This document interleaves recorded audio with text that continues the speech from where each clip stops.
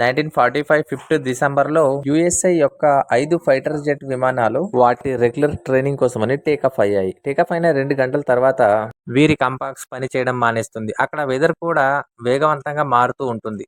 వీరి communication device లో కూడా ప్రాబ్లం అవుతుంది. అందుకని వీళ్ళకి ముందు ఏముందో సాఫ్ట్ గా కనిపించదు. అందువల్లే వీళ్ళు ఎక్కడ ల్యాండ్ అవ్వాలో తెలియక 2 గంటల పాటు గాల్లోనే ఎగురుతూ ఉంటారు. దీని తర్వాత ఈ 5 ఫైటర్ జెట్లు ఇంకెప్పుడు కనిపించలేదు. ఇప్పటికీ ఎవరికీ తెలియదు ఈ 5 ఫైటర్ జెట్లకు ఏం జరిగింది అని. తర్వాత రోజు ఒక రెస్క్యూ ప్లేన్ ని పంపారు. అది కూడా ఎటో కనుమరుగైపోయింది. అసలు ఈ ప్లేన్లన్నీ ఎక్కడైతే కనుమరుగయ్యాయో ఆ ప్లేస్ బర్ముడా ట్రయాంగిల్ అనే పేరుతో తెలుసు. బర్ముడా ట్రయాంగిల్ అంటే ఏంటో తెలుసుకుందాం రండి. ఈ బర్ముడా ట్రయాంగిల్ ఫ్లోరిడా, పుత్రియాగో, బర్ముడా మధ్యలో అట్లాంటిక్ ఓషన్ లో ఉంటుంది. అసలు ఇప్పటి వరకు ఈ ప్లేసుల్లోనే లక్షల్లో షిప్పులు, వేలల్లో ఏరోప్లేన్స్ మాయమైపోయాయి. మిస్టీరియస్ గా మనం థియరీస్ ని నమ్మితే కొంతమంది చెప్పిన దాన్ని బట్టి వీటిని ఏలియన్స్ ఎత్తుకెళ్లిపోయారు అని. ఇంకొంతమంది నమ్మేది సముద్రం కింద భయంకరమైన జీవులు ఉన్నాయి, అవే ఈ షిప్స్ ని తినేసి ఉంటాయి అని. ఇవైతే ఖాళీ థియరీస్ చెప్పిన మాటలు. దీని వెనుకున్న సైంటిఫిక్ రీజన్ ఏంటి? సైంటిస్టులు ఈ ప్లేస్ లో రీసెర్చ్ చేసినప్పుడు వాళ్ళకి 3 విషయాలు తెలిసినాయి. అందులో ఫస్ట్ వన్, మిగిలిన సముద్రంతో పోల్చినప్పుడు కొన్ని చోట్ల లోతుగా లేదు.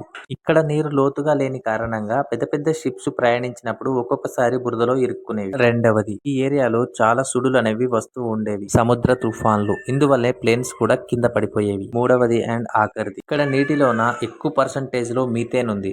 సముద్రంలోని లావా ఒక్కసారిగా బయటికి వచ్చినప్పుడు ఈ మీథేన్ గ్యాస్ ని రిలీజ్ చేస్తుంది. దానిపైన ఉన్నటువంటి ఎంత పెద్ద షిప్ అయినా సరే సింపుల్ గా మునిగిపోతుంది. ఇవే మన scientific reasons and theories Bermuda triangle పైన. వీడియో మీకు నచ్చినట్లయితే లైక్ చేయండి, సబ్స్క్రైబ్ చేయండి.